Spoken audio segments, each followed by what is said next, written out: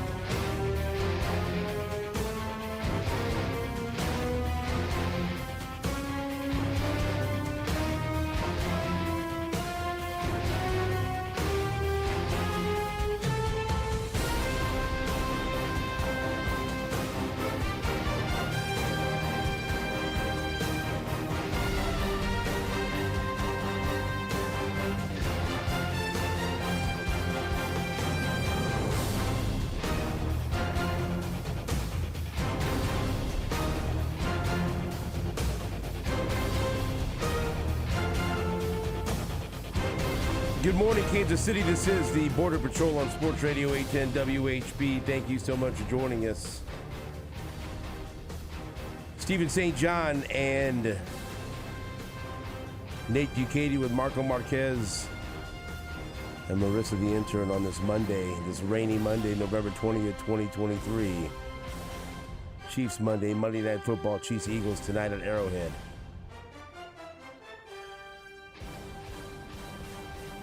On paper, the game of the year. A rematch of the Super Bowl and perhaps a preview of the next Super Bowl. So, hopefully, we'll talk to Gary Lezak, won't we? Gary was out at Tequila Harry's on Friday. He was mad because he wanted to surprise me. I said, Marco said you might stop by. He got pissed off, boy. He was mad at Marco. That's fine. It was a surprise to see him still. It was still surprising to see him, That's all right. Nate stopped by. Marco was there. We met Marco's girlfriend. Marco's parents were there. Michael was there. Pamela was there. Mike Boddicker stopped by. Rob Manning from sales was there. My dad was there. Who am I missing? Is that everybody? It's great. It was a great turnout. So thanks to a whole bunch of great listeners that stopped by. Tequila Harry's on Friday. Let me tell you something, Marco. Your timing, leaving, impeccable. Thank you. Because there was a sit down. There was a good 15-minute sit down between me and your mom and your dad, all about you. Well, I can't take all the credit.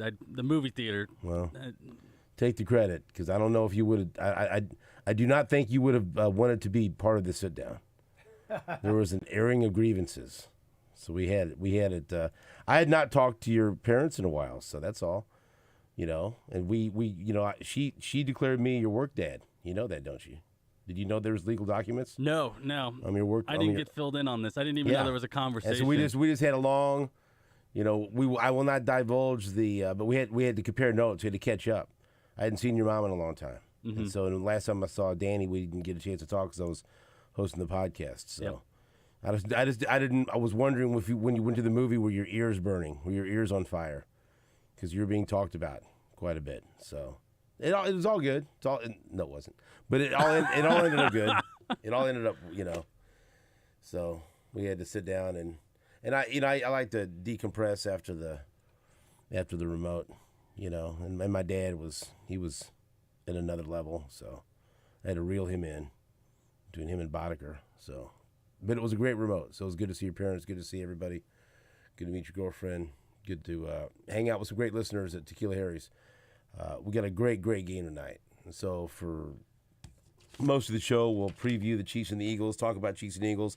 We'll get with Gary sometime around 7:30 or so. And he's in Kansas City, obviously. He was at Tequila Harry's on Friday. He's been here all weekend, and he's going to be attending the game. So it's in his own personal interest to get this forecast right, because he'll be out there.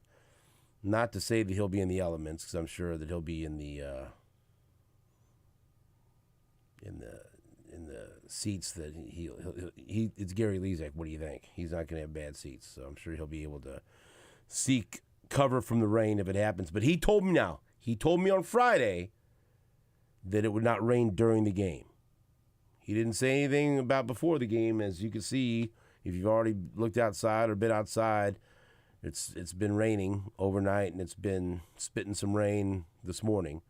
And so I don't know. I'm not going to speculate. I don't know how long it's going to rain. I don't know if it's going to rain. We're going to have Gary Lezak on, who's been keeping a close eye because he's attending the game. He's been keeping a close eye on this forecast. And so we'll find out at 7:30 or so. We'll get your forecast from Gary Lezak and find out how long it's going to rain, if it's going to rain during the game, what you're going to be dealing with your tailgating and everything else, because it's a big night at Kansas City out at Arrowhead Stadium. We'll also have Todd Lebo on the show to discuss the weekend in college football and the NFL. Our friend Catherine Tappan will also be with us in the 8 o'clock hour. Chase Daniel will join us at 8:30 to talk about that win by Mizzou over Florida. And then he will preview Chiefs and Eagles for us. Bill Moss will do the same thing at 8:05. And then Jeff Kerr from CBSSports.com, who covers the Eagles and covers the NFL for CBSSports.com and based in Philadelphia, but always very fair. And he is he's a big admirer of the Chiefs. And so this will not be one of those, let's have a guy from Philadelphia on. We can talk a little trash. And Bet him a cheesesteak sandwich against a barbecue sandwich. How about you? But, I'm not a fan of that type of preview or whatever else. Trust me, there's enough trash talk in my life. There's enough trash. I wasn't even involved in this game, thankfully. I had nothing to do with this Sunflower Showdown game on Saturday. But the level Sunflower Showdown and the amount of filthy trash talk that I witnessed on X and Twitter, to be honest, made me glad that Mizzou's not in the Big 12 anymore. Good God. That got ugly, bro. What are you doing? What am I doing? I didn't. I You're was part of it. Now you're in that rivalry. I'm not. I was not a part of any of that. Jesus. I was a good boy. I don't know what you. Stayed off I don't of know what everything. you did. I stayed away from everything. Yeah, you don't know what I did because I There's stayed away from anger everything and you everyone. saw it though, didn't you? Saw a little bit of it. Man, oh man. There's some hot takes going on. I mean, accusations. Yeah. Filthy mouth. Accusations. People, students dropping F-bombs in the stands. Well, what are you going to do about that? Nothing. Oh, I've had my taste of it. I backed away. I stayed away from. I was off my computer, off my social media the whole time. I didn't, because I don't need that in my life. And there's a couple of the usual suspects that are on each side Oh, yeah. of the rivalry that you just know, like, mute is such a wonderful thing on X and on Twitter. Yeah. Yeah. You know. It did get, there was some ugliness out there for I'll sure. play some of it for you. Okay. The worst was probably, I won't say the worst. There's some really bad stuff from one or two specific KU guys that when I tell you who it was, you oh yeah. I mean, I know one guy you don't like anyway. It's just he has a rep for it. Yeah. And then a couple of K-State guys that pretty much in the same boat, and they just took the gloves off and went at it. Yeah. And I was like, wow, this is. I'm sure that accomplished a lot. It did, I think. It seemed like it was a hell of a game. It was a good game. I was in Columbia at the Mizzou Florida game, which was a wild game with an unbelievable finish, and I'm just glad I was there. Man, am I glad I was there. But I'll let you speak on the Sunflower Showdown since that affects two fan bases. I feel somewhat vindicated because I told you it was going to be a really good game, and I did not think it was going to be one of these 2 touchdown wins for K-State. I thought that Kansas was going to have every opportunity to win the game. I thought it was going to go right down to the wire, and it was, hell, looked like at one point in the second half Kansas might even win it. K-State came roaring back and won the game, but for the people that were predicting K-State to win comfortably, that did not happen. That was a hell of a football game. Yeah, Kansas led most of the way.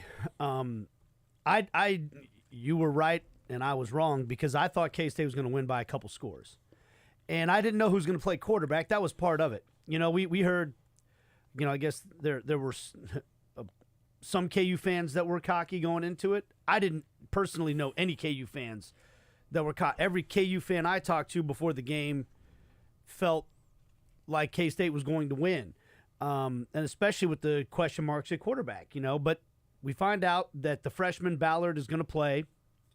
He goes out there, and as you can understand, they didn't put a lot on him in terms of throwing the football. He only threw the ball 16 times. He ran the ball 10 times in the game, and he took some big hits.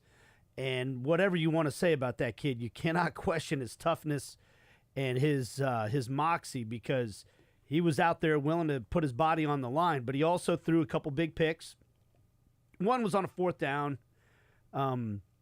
They had to make something happen. But the other one was just kind of like, hey, that's a freshman mistake, throwing the ball in traffic, trying to make something happen. Caesar texted me and said the whole key to the game was a drop pick 6 and a muffed punt. That is, I think, accurate. Yeah. KU had a drop pick 6. Did you question Caesar? That ended up, K-State went on a drive and scored. So obviously that's a huge point swing. And then when KU got a big stop, they were looking to field the ball at about the 50-yard line, I think it was, and they muffed a punt.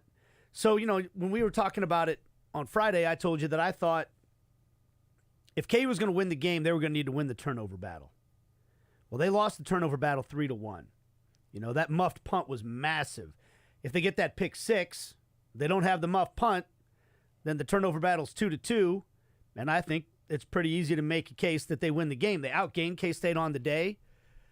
I don't know what everybody else's take is as a KU fan. I saw the trash talk back and forth and whatever. K-State won. They get the to the victor go the spoils. They get to talk their trash. It's 15 years in a row.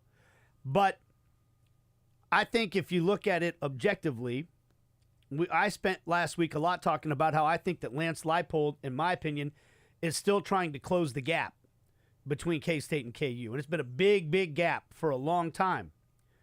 Last year, they lost by 20. This year, they went toe-to-toe with K-State with a third-string quarterback, a freshman. They outgained K-State on the day, and they lost by 4 points. You play that game 10 times. I don't know how many times K-State wins, how many times KU wins. I think it gets tougher and tougher for a freshman quarterback. We still don't know enough about him. But what it tells me overall is that the gap has closed significantly. And I personally, as a KU fan, am very optimistic that as long as Lance Leipold is the coach at KU, K-State will have a game on their hands going forward. Why do you say it like that? As long as he's the coach of KU, you sound like... Well, because I hope he's there for a long time. You know how it is. I mean, there's rumors I'm not a fool. I know that at a place like KU, there's going to be other schools that are going to come offer him money and try to get him because if he can win at Kansas, people probably feel like he can win anywhere. So, you sure about that? You not being a fool? No, I'm not sure about that. Right. Not in all things. Okay, I'll push back on that just a little bit. So I hope he stays for a long time. I think he's happy there, and if he does, like some people were telling me, "Oh, boy, you got to win this game because this is your one shot to beat K-State." I don't feel that way. I feel like as long as Lance Leipold is there, they're going to have a chance to win most years. Who said it was your one shot to beat K-State? Oh, I don't remember, but I remember some people saying that, last week.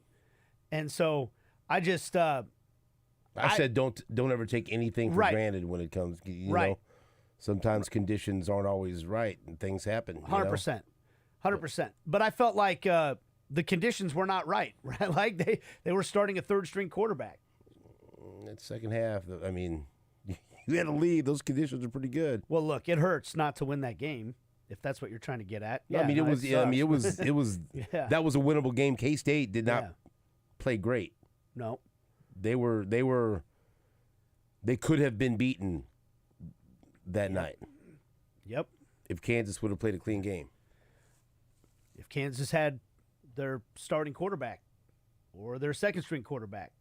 Now, look, I'm not trying to criticize Cole Ballard. I thought he played like I said, he played with a lot of moxie. He did a lot to keep him in the game, but they ran the ball 41 times. They threw it 16.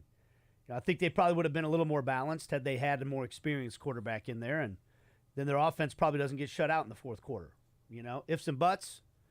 But I'm proud. I'm proud of their team for going out there and going toe-to-toe with K-State and putting themselves in a position to win, and I feel like they're going to be in a position to win these games going forward. I wish I would have been able to watch that game live. I mean, you go back and watch like a replay, but you already know what happens, watch it for details and things like that, but it takes away from the emotion of it because it seemed like that would have been a fun game to watch, especially if you didn't have to deal with the nerves and the anxiety of having a team in it, and the fear of losing or whatever else. Yeah.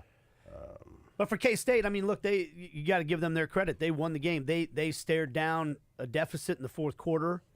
Will Howard with a big touchdown run to put the team ahead. Will Howard played great. So congratulations to them. They're 8-3. But the game lived up to the hype. It did, and that makes me, like I said, very optimistic that we'll actually have a real rivalry. Like that's part of the part of the. It wasn't one of the, and now I'm saying it's dumb from the K-State perspective because K-State, I'm sure would love it to be 52-10 or whatever, but it wasn't one of those dumb games. Right. That I'm turning this off at halftime. This is stupid. Right. It was a compelling game. It looked like a rivalry game. Yeah, and that's why you get all the ugliness too. Because it actually was a real rivalry game. You don't need to do that. I did. I want you I was a very good boy. I don't know. Yes, you do. I really I was don't. nowhere to be seen. I was busy. Right. And I there's one thing, the great thing about a great thing about being at the game at Mizzou, not great coverage on my phone.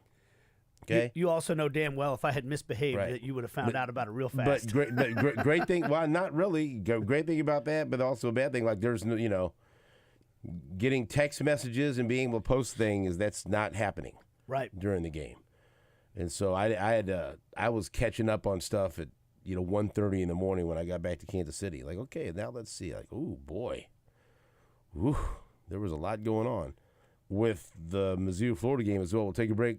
I'll talk about that. Man, what a play. And then we will get into Chiefs and Eagles. We got 4 hours to spend on that. So I don't want to get to talk about college. Hey!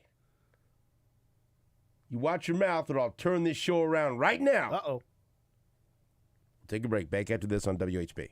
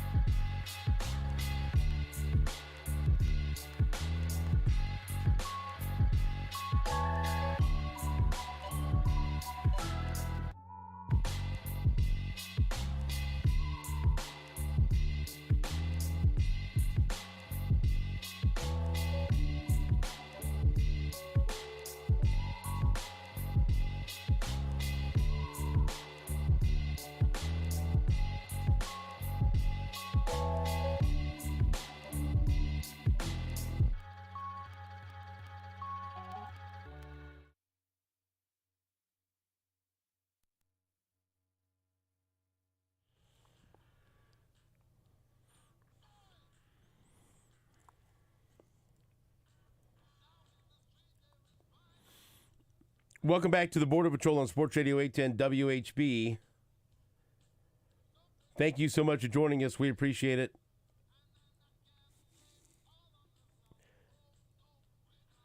So,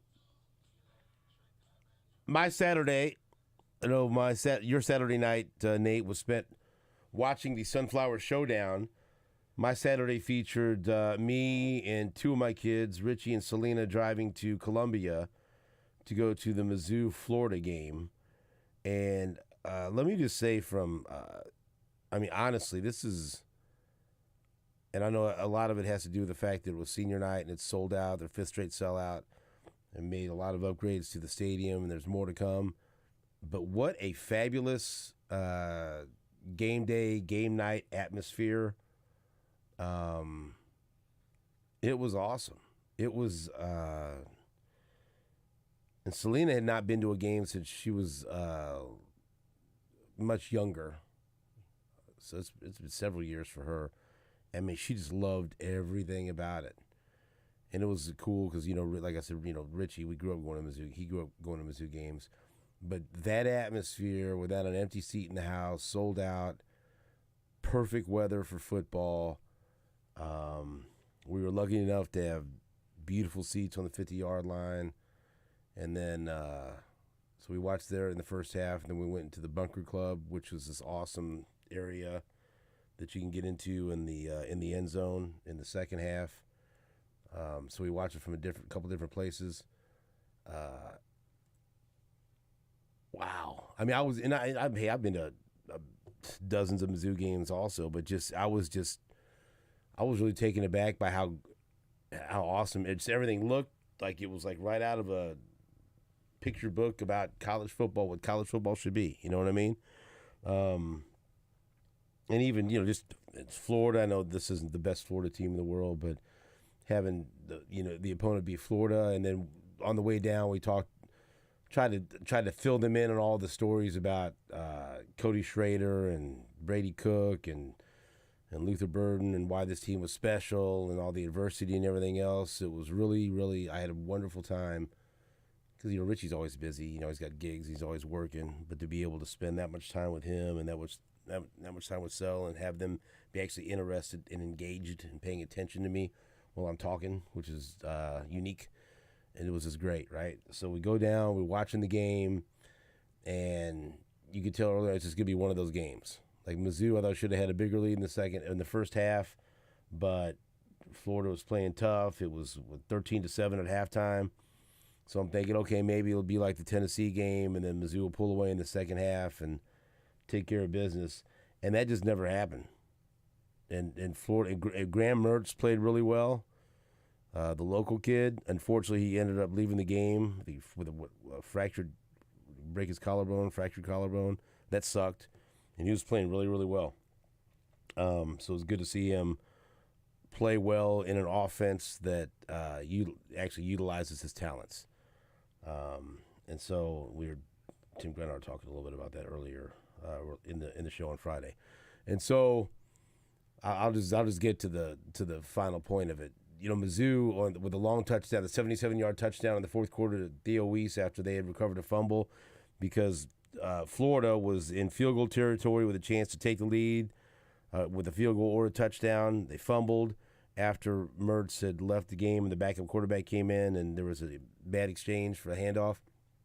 Next play, Brady Cook hits Theo Weiss. He takes it to the house for 77 yards, and they take a 9-point lead. Okay, here we go. That was it. That was the dagger. Woo! Florida and this backup quarterback. And it was clear, number one, Mizzou missed their star linebacker, Tyron Hopper. And they're down their two top linebackers coming into the season, Chad Bailey and Tyron Hopper. Bailey's out for the year. Hopefully Hopper comes back. And once the backup quarterback who could run came in and they started running the read option and everything else, the linebackers looked like they had no idea what the hell to do. And then Florida just started running the ball down Mizzou's throats. And right after Mizzou takes a 9-point lead, they drive back down, score a touchdown. Mizzou doesn't capitalize on their next drive. And then all of a sudden, Florida's got the ball with a couple of minutes left, down 2. I'm like, oh, my God. this is what's going to happen. Are you kidding me? And I told you, Marco. I said this game is. People are assuming this is going to be an easy game for Mizzou. It's just not. You can't play with the type of emotion you had against Georgia and Tennessee and expect that you're just going to roll right over Florida. It depended on what Florida was going to do, right? They're playing for bowl eligibility. Does that motivate them or not? I don't know, because Florida plays usually for bigger things. But they were highly motivated, and they played a good game, and they had emotion from the get-go, and so it was going to be a tough game. Mizzou got the stop, forced him to kick the field goal. And so, with $1:30 left, Mizzou's down 1. And here comes Brady Cook in the offense. Brady Cook's had a fabulous year. But what's been the one drawback? When he had the ball in his hands in the fourth quarter, down to LSU, do a pick six. When he had the ball in his hands in the fourth quarter, down to Georgia, he threw that bad interception to the big lineman, and Mizzou lost. And I'm thinking, here we go. This is senior. Even though he's not a senior, here's senior night for Cody Schrader and Harrison Mevis and all these guys that have done so much to rebuild this program. And now, but Brady Cook now, the last home game of the year, he has a chance for redemption. Ball in his hands, drive down the field, win the game. The drive doesn't go as planned, and to make a long story short, it ends up 4th and 17, Nate Bukaty. 4th and 17. And let me tell you something, I'm sick. Because I'm and it's 38 seconds left, right? And Mizzou's at their own 33. So first of all, you're battling the clock. You're battling field, but you don't have to get that much, that many yards for Harrison Mevis and his cannon of a leg. But it's 4th and 17. And Mizzou has one timeout left, and then they call a timeout to get everything right, to make sure they got the right play. So I had plenty of time to sit there with 4th and 17 in my face. And I felt so terrible. So I brought Richie down here. I brought my daughter down here. We talked it up. We're going to see senior night. And I knew it. I'm going to come down here and jinx everything. I'm stupid. I hate myself. Why would I drive down here and do this? This drive back to Kansas City is going to be terrible. College football sucks. I hate it. Why would I do this to myself? Oh, this is 4th. I mean, what would you think, 4th and 17? Right. Yeah, that's not even mean negative. It's 4th and 17. Unless I got Patrick Mahomes, yeah, I'm probably feeling that way. And like even Selena, what should we do here? I said, baby, I don't know. I mean, and I just kind of said flippantly, I said, throw it to Luther Burden and hope for the best. Maybe it'll be pass interference or something. I mean, he's your best guy. At least throw it to him and see what happens. And we're all just, I'm so upset because I think this is it. And their chance for an NY6 Bowl's out the window, but I'm locked in, and they're nobody left. Nobody left. They were just holding their breath, and is there some magic here? And we had such a perfect angle. He drops back and throws it, and I'm just frozen. I'm like, and you see Luther Burden just jump in the air like a football angel with wings. And snag the ball out of the air. You have the play-by-play catches the ball. And I don't know, like, what are you, flags? Let me tell you something. Missouri won, so I could say this, and it's not the ballad of the loser. That officiating was so bad in that game. It was horrible, and you could say that if you were on the Florida side or the Missouri side. There should have been a pass interference on Luther Burden earlier in the game. He got tackled. I don't know what the hell it was right in the referee's face. I don't know what was going on. It was terrible. They got booed going off the field. After Mizzou just had a miraculous win. That was a great thing about this Mizzou crowd. Very cognizant of what was going on as they're celebrating this great win on senior night. Oh, the refs are going off the field down the... Boo! And they got the hell booed out of him in a win. You don't see it that often. But 4th and 17. And Burden catches the ball. I can't... And then the next play... They throw a pass to Mekhi Miller, Blue Valley North, Kansas City area kid. And then another pass to Mookie Cooper, to set up a very makeable field goal for Harrison Mevis. And that was another cool thing. Missouri kid to Missouri kid to kid from the Kansas City area to Missouri kid driving down the field, and then Mevis hits it. And and they won. They won a game that they have lost that kind of game so many times in my lifetime. Or they have been on the other end of something stupid like 4th and 17, you know. And for once it was Missouri with the 4th and 17. You know how like then the game becomes known by something. Like I hate to, but the kickball, whatever. Mm-hmm.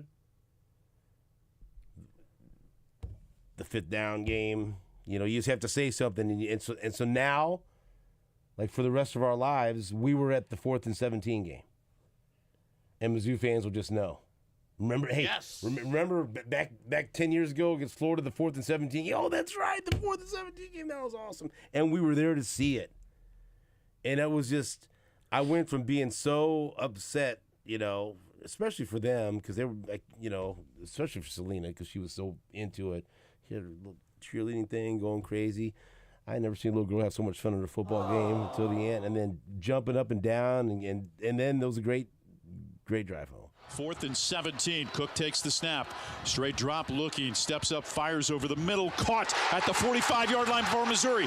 First down to the 39. It's Luther Burden the third. Forward progress to the 40. A pickup of 27 and into field goal range with 30 seconds to play. I didn't know what the hell was going on. Like, I didn't know what was like, you got to be kidding me. They converted 4th and 17.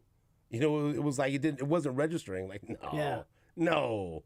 And I'm telling you, I was scanning. I was looking for a yellow flag everywhere. There's got to be a yellow flag. There's got to be. Missouri scored like 3 touchdowns were called back. Like, come on, where's the flag at? And I hugged Gary Pinkel after it happened.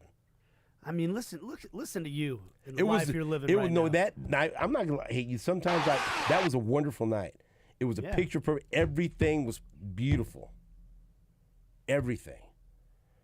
Dr. Amy Patel, I hung out with her brother, Samir. Yeah?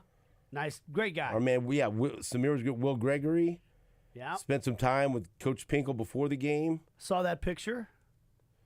I mean, just it was beautiful. And on top of that, I saw it was so cool. So many people that listened to the show that said something nice to me or waved or just took time to say, hey, let's grab a pic, or hey, we love listening to you here or there. Mm-hmm. All these different small towns. Hey, I get up.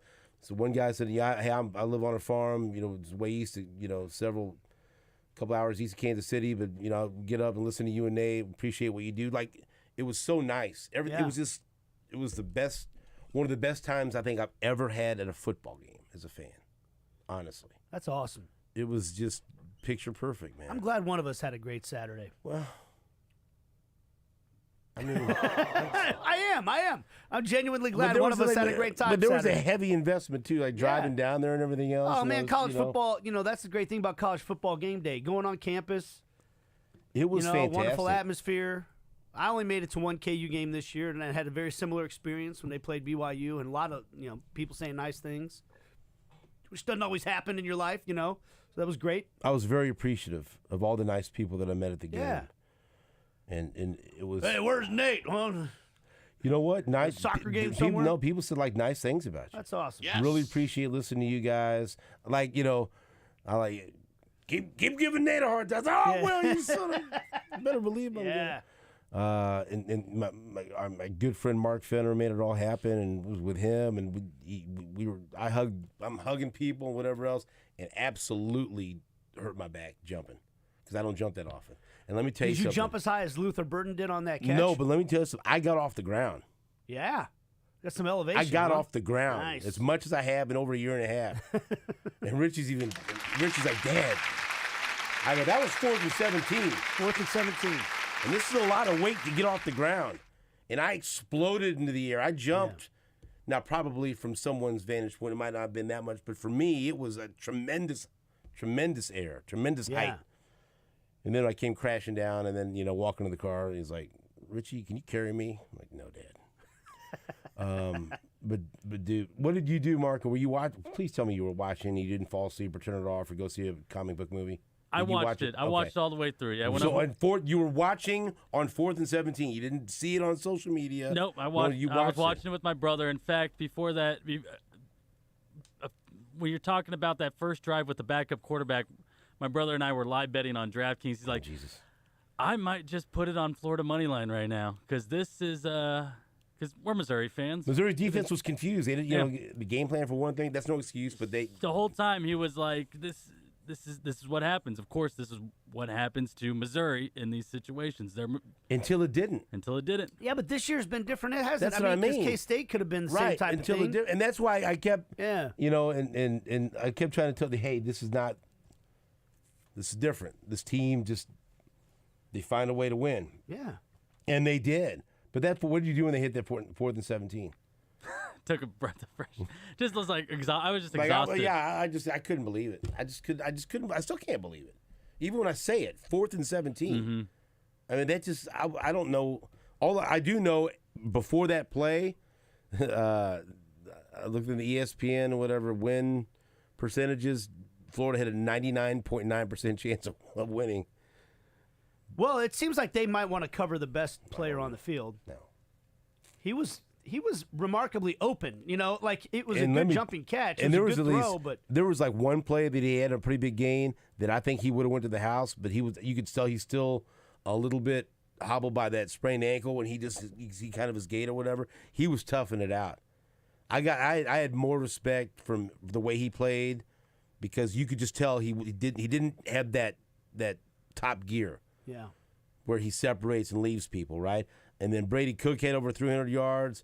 Cody Schrader had a long touchdown, had over 140 yards. Burden ended up having like over 150 yards. They all performed. It was all great.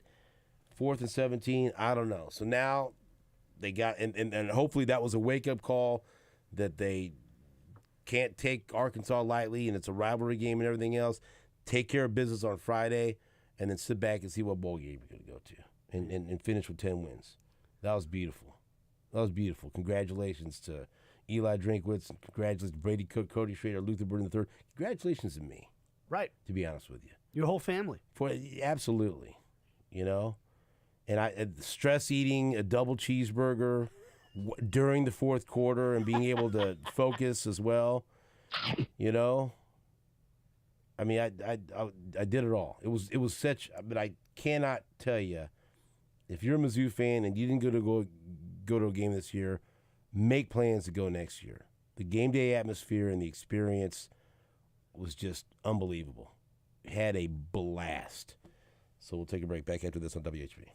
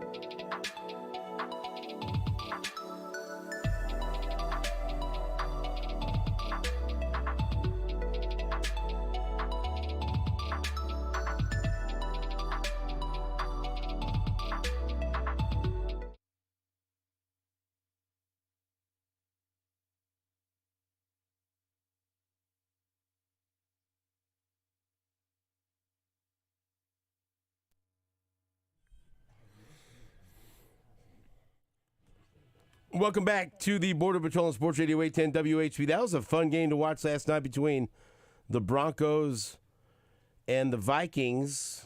Won in dramatic fashion by the Broncos. They win again. They're at 500 now. And the Vikings lose.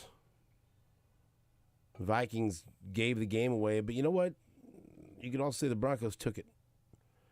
And so that was a good way to end at least the weekend portion of football, watching a pretty entertaining game last night on Sunday Night Football. But now we get ready for Monday Night Football between Chiefs and Eagles. We got Todd Lebo in here. You got anything to say? I was just worried for you Saturday, buddy. I was happy. I was worried for you. I was happy. I was sad for Nate. I was going to make Richie drive back if they lost. I was worried for you. I had a nice, enjoyable night at a friend's house. We had multiple TVs on, watching it all. It was great. You didn't have an easy time in your game. Oh, I got that over with in the morning, though. No.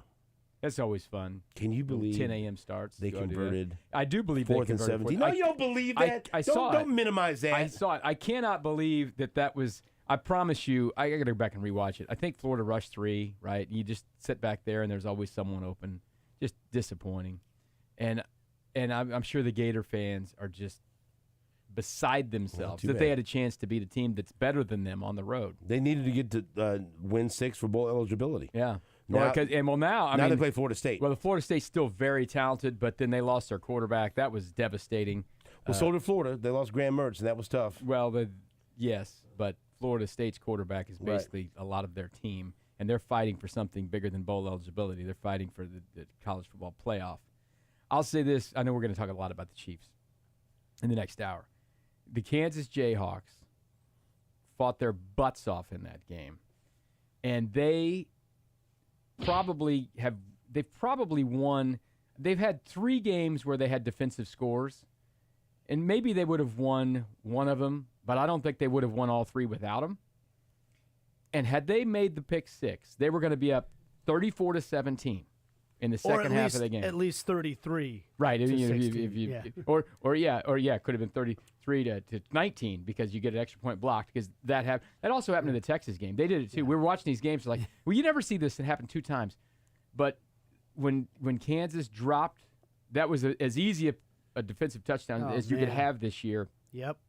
And then they allowed Kansas State to go down and score. I thought they were kind of toast at that point, but they did play D later, and they got the punt. And this was not one of these things where, it was like McCole Hardman running up to the ball. He was trying to fair catch it, and he was set there, ready to go. Hit him right in the stomach. Right in the stomach, and they didn't get the ball, and they're toast at that point. But the gap is closed. Nate, I heard you talking earlier. Lance Leipold is a great freaking football coach. And he's got his third-string quarterback out there, and they scheme up whatever they can to get the offense to move against a good team.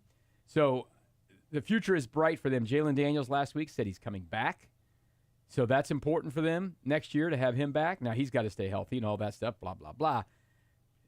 We went over there and watched Oklahoma lose to Kansas, and all my Sooner friends were like, sure would be nice to have his running backs as good as Kansas has. They got 2 of them better than anyone that Oklahoma had that day.